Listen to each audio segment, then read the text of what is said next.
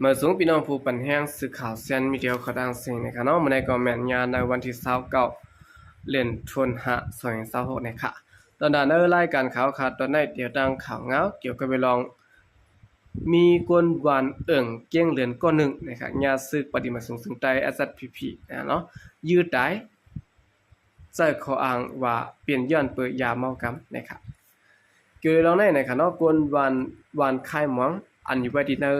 เกี้ยงเหลือนนะครับเซเว่นเกซีในเมืองไต้ปัจจานก้อนหนึ่งชื่อห้องว่าลุงใจผู้นะครับมันจะในอาสากได้มี58ปียากวนซึกปฏิมาสูงถึงใต้ SPP เขาหมับเนว่าซื้อขายสู่ซ้ำยาเมากำในเสลยื้อตายแปดนะครับใจคำก่อนเป็นทุกใจลาดก่อยด้านสื่อข่าวเขาว่าเมื่อพองมันใจอ่ำอยู่เฮือนั้นมีพี่น้องเขาหมอกลาดมาว่าบอกเขาญากวนศึกไต SPP อันอยู่ตีกองมูแหลงวันเมิดเขามายื้อตายแปดตีเทียงให้ตีวันค่ายหมอนเมื่อเลือนป่วนในวันที่25เดือนธันวาคม2526ขยามกลางค่ำหมอก8:30นก้นหวานเขาคัดจะเอามายุดยาตัวตีห้องยาหวานปังรอสิและลูกตายกว่า8คำนั้นกำเดียวไว้นะครับอันเขายื้อตายกว่าในเขาหมับนี่ว่าพอเฮาขาในสู่ยาเย้าไปอำกาซื้อขายปลาแท่งวันใดก็ว่าเขาได้หันเปี้ยวยามันเป็นศักดิ์สิทธิ์ในเขาเพื่อกายามาตั้มอำหันเสเม็ดค่ะขายอมรับว่าพอเฮาในสู่ยาอยู่เพื่อกว่าตาดีก้าขายในมันอ่ำเฮ็ดละลาค่ะเงินมันตั้มมีเหตุปอเขาเมื่อตายก็เงินอ่อนมันมีหาปากด้วยค่ะมันเฮ็ดกินให้ผูกเข้ากับอ่อนอีดอสิได้กินสร้างเปิ้นเฮเปิ้กินเงินดุกล่างส่งปันกล้วยเขาพอเฮาไล่เปลี่ยนกว่าซึ่งในยินเตอร์จะเตะวันนี้ครับมันใจ10 ล้านแทงว่าอันจนาตีเขาเพียวมวยยาเมากำในก็ขาปองใจอยู่ใกล้กับว่าอ่ำถูกลียื้อตาย8กำเดียวค่ะถูกลีต่างลุ่มตราเจ็ดถามมีศักดิ์เสียยาวจังปันตามตกขอกคืออ่ำนั้นบนแม่ตัวใจกล้วยการในซ้ำอ่ำเจ็ดถามสังเสียแลยุ่มเปิ้นค่าซื้อขายเสียงกันเสียแลยื้อตาย8หลายพี่น้องลูกเมก็มีอยู่อ่ำห้องถามสังญายื้อตายยาวจังก้อยฮู้ตายยาวก็อ่ำมาจ่อยแถมกาปางมาสาสังเย่ากว่าละลายเหมือนตั้งเอาลองแป้งจังกันเสียแลเฮ็ดกว่าไว้อ่ำจะแลสั่งสอนเสียเฮ็ดข้าก้นหลงปันเดอเขาเมทัดทองปันขึ้นนะครับก้นหวานเขาอ่ำเขาอยู่ใต้ก้นต่างคือมาพองงามปีกินเขาอยู่ใต้ก้นหลงใต้ตับศึกใต้พองงามกล้วยกะเมื่อไรเปลี่ยนกว่าซึ่งในก็อ่ำฮู้เตปึงอิงเสาอย่าเผานะครับอันไหนก็เป็นใจคำดุในส่งข่าวตีผู้สื่อข่าวเขานะครับเนาะก่อนเป็นลูกชายลุงชายผู้นั้นค่ะเนาะอันใดได้ญากวนเดินหน้าเฮือนภายก่อมดีญาพี่น้องเสื้อเพื่อภายก่อมดีนะครับเนาะอยู่ละลายเสร็จแล้วยื้อกันตายกว่าเสื้อในอ่ำถูกทีเปลี่ยนนะครับซึกแต่เอาค่ะก็มีปักมีเปิงย้อนเปิ้นนั่นแหละสร้างเสื้อว่ามีปักมีเปิงอยู่แต่ก็ถูกดีทัดท้องก่อนยื้อตาได้เสร็จปั่นตามต่างผิดก่อนยื้อตายคนเมืองในอยู่นะครับเนาะสืบสิแนวค่ะขึ้นมาถ่อมด้วยข่าวเงานะครับต่างเมืองไทยปืนเผาปิดร้านกล้าขายตีแลนดินไทยมันละลายอองตีนะครับเนื้อห่างเดือนเมษายนนะครับเนาะหลวงพ่อจึงไทยปืนเผาปิดขึ้นร้านกล้าขายแลนดินไทยมัน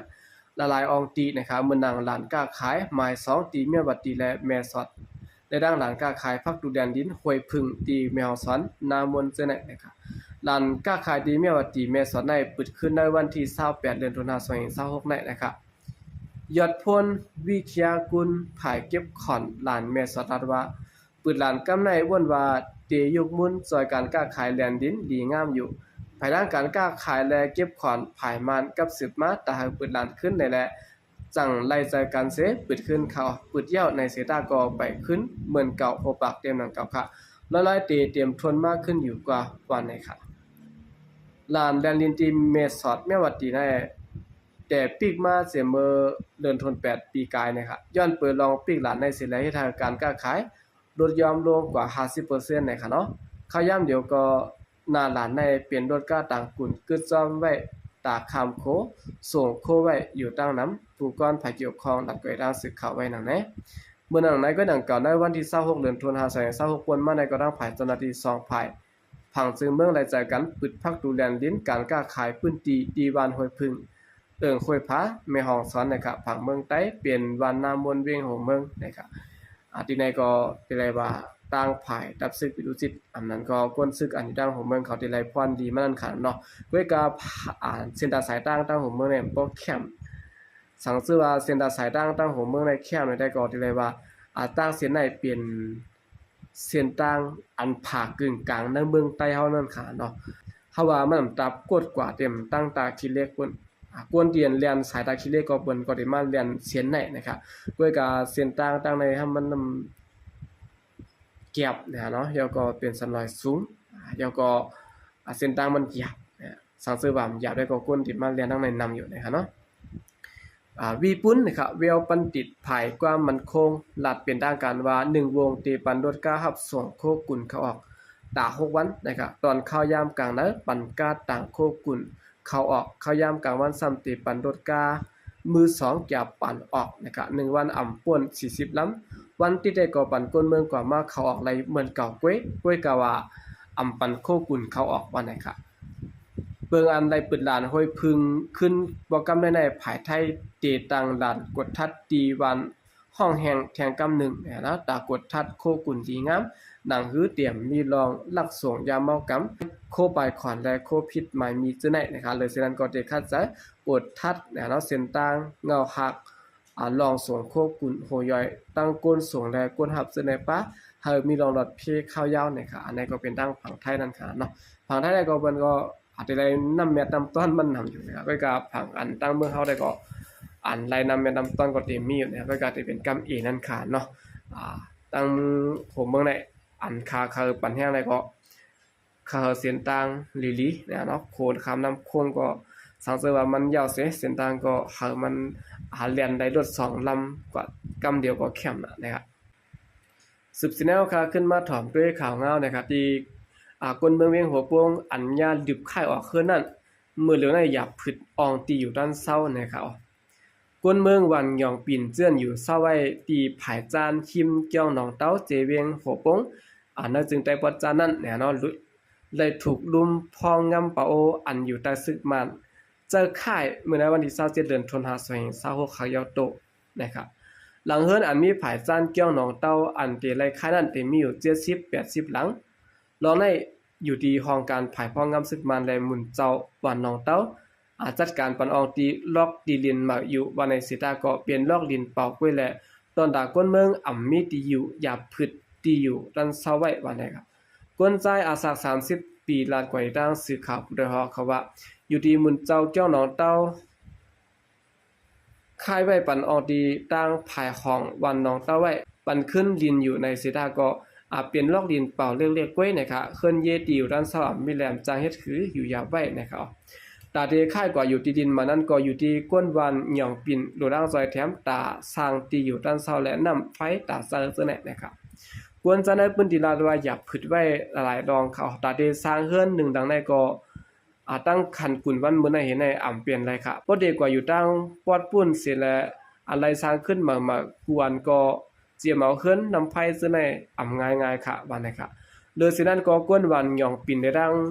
เจเวียงหัวโป่ง12เกาะเจื้อนสารคัดการยึดจีลินเสถูกผลิตซึ่งมันที่เงียบกว่าในวันที่30เดือนธันวาคม2526นั้นได้ถูกตัวออกมาได้ขึ้นแต่6เกาะก้วยหึงเขาดังเลื่อนปลายเสตะแทง6เกาะแทงแต่6เกาะในไปได้ตั้งกับสืบกันตั้งก้นที่ขึ้นต่อถึงวันมื้อในนะครับก้นใจเวียงหัวโป่งลัดกว่าดังสื่อข่าวผู้ใดฮอว่าตึกออกมาขึ้น6ก็กวยค่ะแทงตา6ก็ได้ไปออกมาขึ้นถึงวันเมื่อได้เป็นหือมีหืออยู่ดีแล้วก็มีพระฮู้ค่ะได้ดังกับสืบวันนะครับในกวนวัน6ก็ได้ถูกผลิตซึกมันตีเงียบกว่านั้นปะดังผู้แก่วันหย่องปิ่นถึงวันเมื่อได้ได้ดังกับสืบกันตั้งก้นตีเฮือนก้นมันได้ปืนตีลัดนี่นะไหนตั้งนำตีลิ้นอัญญาซึกมันยึดเอาขึ้นในตั้งเสียงเต็มมีอยู่6ปาก25เอกะ